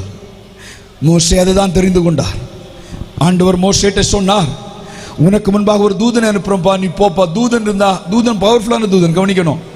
ஒரு தூதனுடைய தைரிய ஒரு பலத்தை நீங்க பார்க்கணும். அப்படியே வாங்க, நீங்க ஏசாயாவின் புஸ்தகம் 37ஆம் அதிகாரத்துக்கு வாங்க. ஏசாயாவின் புஸ்தகம் 37ஆம் அதிகாரம் அதனுடைய 36ஆம் வசனத்தை வாசிப்போம். 37ஆம் அதிகாரம் 36, ஏசாயாவின் புஸ்தகம் 37, 36.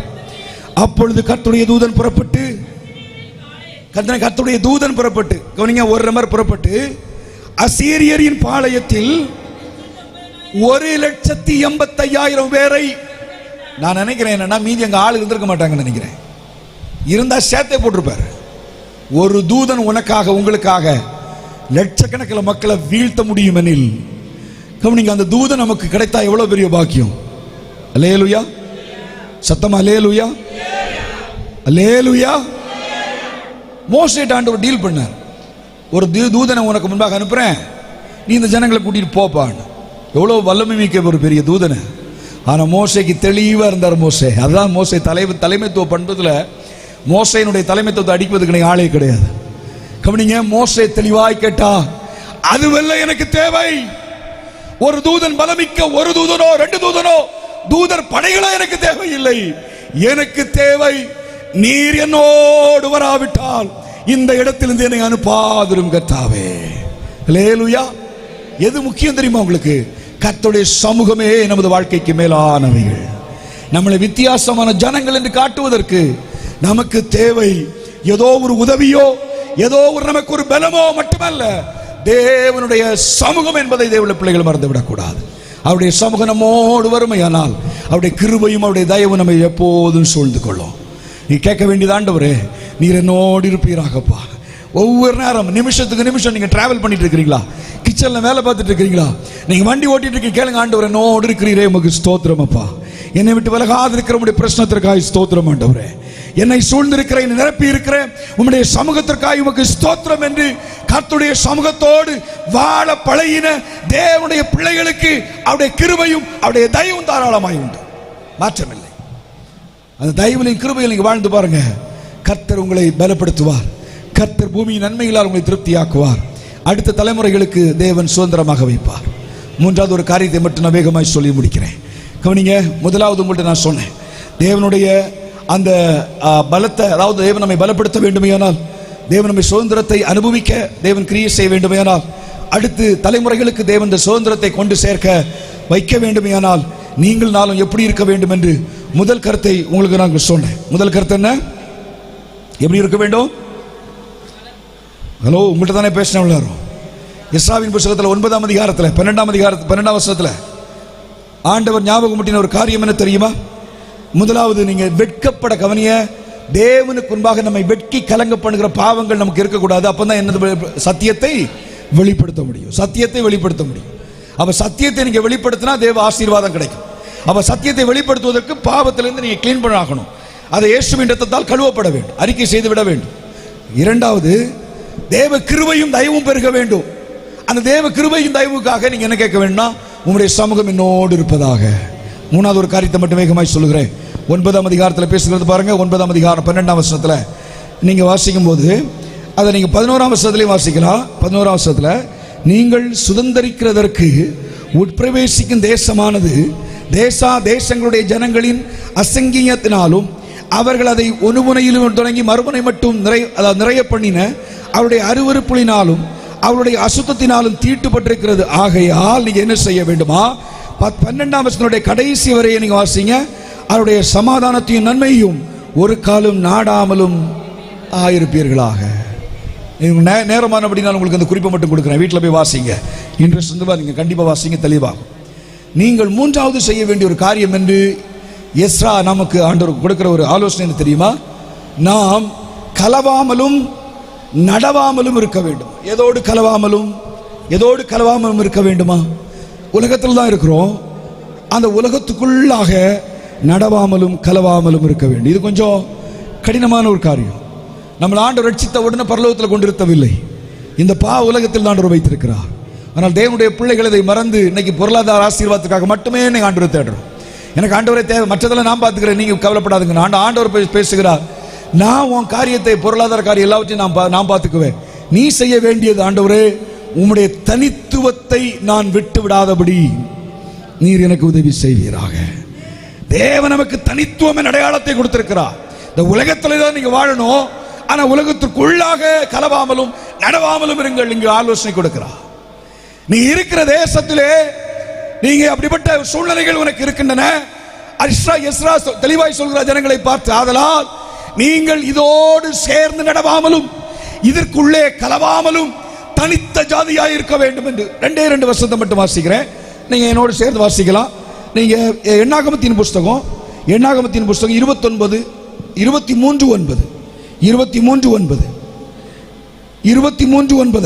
கவனிக்க வேண்டும். 23 எண்ணாகமம் 23:9. கண்மலையின் உச்சியில் இருந்து நான் அவனை கண்டு குன்றுகளிலிருந்து அவனை பார்க்கிறேன். அந்த ஜனங்கள் ஜாதிகளோடு கனவாமல் தனியே வாசம் பண்ணி இருப்பார்கள். அல்லேலூயா. யார் தெரியுமா உங்களுக்கு? ஒரு ராஜா ஒரு தீர்க்கதரிசியை ஏற்படுத்தி சபிப்பதற்காக ஆட்களை எல்லாத்தையும் ஏற்படுத்தி வச்சுட்டு அங்கே இஸ்ரவேல் ஜனம் பரவி கிடக்கிறது. பாலாக் ராஜா பிலேயாமை கொண்டு வந்து சபிப்பதற்காக பிளான் பண்றான். ஆண்டவர் அந்த பிலேயாமின் மூலம் பேசின ஒரு வார்த்தை தான் இது. நான் கண்மலையின் உச்சியில் இருந்து ஜனங்களை பார்க்கிறேன், நீ சபிக்க வேண்டும் என்று விரும்புகிறாய். ஆனால் அந்த ஜனங்களை பார்க்கும்போது எப்படி பார்க்கிறேன் தெரியுமா உங்களுக்கு? அந்த ஜனங்கள் ஜாதிகளோடு கலவாமல் தனியே வாசமாயிருப்பார்கள். தேவனை ஏற்றுக்கொண்ட பிள்ளைகளுக்கு ஒரு தனி வாசம் உண்டு, ஒரு ஸ்மெல் உண்டு, தனியாய் வாசம் பண்ண வேண்டும் என்ற கட்டளையும் உண்டு. இந்த ரெண்டையும் நீங்க தொலைத்து விடக்கூடாது. உங்க பக்கத்தில் வருகிற போது ஒரு ஸ்மெல் வரும் பாருங்க, தேவனுடைய தெய்வீக ஒரு நறுமணம், ஜீவ வாசனை, தேவனுடைய சமூகம் உங்களிலிருந்து வெளிப்பட வேண்டும். ஒரு தனித்துவமான வாழ்க்கையை வாழ்வதற்கு தேவ சமூகத்தில் கேட்க வேண்டும். அதை நான் சுருக்கமாக ஒரே வார்த்தையில் சொல்லி முடிக்கிறேன். எப்படின்னா, அதை நீங்க வாழ்வதற்கு கடினமாங்க, தனியாக வாழ முடியாது. நீங்க எப்படின்னா தண்ணிக்குள்ள கிடக்கிற அந்த தாமரை இலையை போலன்னு சொல்லுவோம், அப்படிதானே நம்ம அடிக்கடி. ஆனா நிறைய இலை தண்ணிக்குள்ள கிடக்குது, எல்லாமே அப்படி இல்லை. அந்த தாமரை இலைக்கு மேல ஒரு விதமான மெழுகு அப்படியே பூசப்பட்டிருக்கிறது. அது இருக்கும் வரையில் தான் தாமரை இலைக்கு அழகு. தண்ணீரில் கிடந்தாலும் அது படாதபடி இருக்கும். காரணம் தெரியுமா? அது மேல் இருக்கிற ஒரு மெழுகு தான். அதே போல உங்களையும் என்னையும் இந்த உலகத்தில் ஆண்டவர் வைத்தார், இந்த உலகத்தால் கரைபடாதபடிக்கு பக்தியுள்ள ஒரு வாழ்க்கை. யாக்கோபுல சொல்லப்பட்டிருக்கிறது. நீங்க பக்தி உள்ள வாழ்க்கைன்னு அர்த்தம் என்ன தெரியுமா? பாடுற பாட்டு மட்டும் இல்லை பக்தி உள்ள வாழ்க்கை, பண்ற பிரசங்கம் மட்டும் இல்லை, 2 நேரம் ஜெபம் பண்றது மட்டும் இல்லை. பக்தி கவனிக்க வேண்டும். அந்த வசனத்தை மட்டும் வாசித்துருங்க. யாக்கோபு 1ஆம் அதிகாரத்தில் கடைசி வசனத்தை நீங்க வாசிக்கும் போது, இந்த உலகத்தால் கரைபடாதபடி நீங்கள் உங்கள் வாழ்க்கையை காத்துக்கொள்கிறது தான் அந்த பக்தி உள்ள வாழ்க்கை என்று ஜேம்ஸ், அதாவது யாக்கோபு 1ஆம் அதிகாரத்தினுடைய கடைசி வசனத்தை வாசிக்கும் போது, திக்கற்ற பிள்ளைகளுக்கும் விதவைகளும் படுகிற உபத்திரவத்தில் அவர்களை விசாரிக்கிறதும் உலகத்தால் கரைபடாதபடிக்கு தன்னை காத்துக் கொள்கிறதுமே பிதாவாகிய தேவனுக்கு முன்பாக மாசில்லாத சுத்தமான பக்தியாக இருக்கிறது. அந்த பக்தி உள்ள ஜனமாய் நீங்க வாழ வேண்டும். ஆனால் ஒரே ஒரு காரியம் தேவை. என்ன காரியம் தேவை தெரியுமா? அவரால் நிரப்பப்படுகிற அபிஷேகம் உங்களுக்கு தேவை. அவரால் மட்டும்தான் நீங்க பாதுகாக்க முடியும். அதனால்தான் அந்த கவனிக்க வேண்டும். சீஷர்கள் 3 வருஷம் இயேசுவோடு இணைந்து தான் நடந்தாங்க. கவனிங்க, நம்ம இன்னைக்கு காணாத தேவனை ஆவியிலே உணர்ந்து நம்ம ஜெபிக்கிறோம். நம்ம கூட இருக்கிறார், உருவமாக அவருக்கு முன்ன அப்படி பார்க்க முடியல, ஆனா நமக்குள்ள தான் இருக்கிறார். ஆனா 3 வருஷம் சீஷர்கள் அவரோடு இணைந்து தான் நடந்தாங்க. தொட்டுக்கிட்டாங்க, இடிச்சுக்கிட்டாங்க, பேசினாரு, வாங்கி சாப்பிட்டாங்க. அப்படி ஆண்டவர் தொட்டு பார்த்தாங்க, ஆண்டவர் கேட்டாங்க பாருங்க. ஆனாலும் ஆண்டவர் சொன்னார், நான் புறப்பட்டு போற போது இந்த ஆண்டவரோடு சும்மா நீ நடந்த காரியத்தை எல்லாம் வச்சு நிச்சய முடியாது, என்னுடைய ராஜ்யத்தில் நீ வாழ முடியாது. உன்னதத்திலிருந்து ஒரு ஆவி உண்மையில் ஊற்றப்பட வேண்டும். பரிசுத்த ஆவி உங்களிடத்தில் வருகிற போது நீங்கள் பலனடைவீர்கள். அந்த பலத்தினால தான் நீங்க இந்த உலகத்தால் கரைபடாதபடி வாழ முடியும். அந்த பரிசுத்த ஆவியின் பலத்தினால மட்டும்தான் இந்த உலகத்தில் வாழ்ந்தாலும் உலகத்துக்குள் கலவாமலும் நடவாமலும் ஒரு ஜீவியத்தை நீங்கள் மேற்கொள்ள முடியும். அதை கர்த்தர் உங்களுக்கு தருவாராக. இந்த 3 காரியங்களை ஞாபகம் ஊட்டி இருக்கிறேன். 3 காரியத்தை மனதில் வைத்துக் கொள்ளுங்கள். தேவனுக்கு முன்பாக வெட்கப்படுகிற அந்த பாவங்கள் நமது உள்ளத்திலே வேண்டாம். அதை கழுவப்பட்டு சத்தியத்தை வெளிப்படுத்த வேண்டும். 2வதாக வேதம் நமக்கு தெளிவாக அறிவுறுத்தியது, நாம் செய்ய வேண்டிய ஒரு கடமையாக ஆண்டவருடைய ஆசீர்வாதத்தையும் அவருடைய பலத்தையும் அவருடைய தேசத்தின் நன்மையை புசிக்க வைக்க வேண்டுமையானால், அல்லாவிட்டால் தேவனாய் கர்த்தர் அடுத்த தலைமுறைகளுக்கு நம்மை ஆசீர்வாதம் வைக்க வேண்டுமையானால் அவருடைய கிருபையும் அவருடைய தயவும் நம்மை சூழ்ந்து கொள்ள வேண்டும். அது அவருடைய சமூகத்தால் மட்டும்தான் கிடைக்கும். 3வது ஒரு காரியத்தை உங்களுக்கு சொன்னேன்.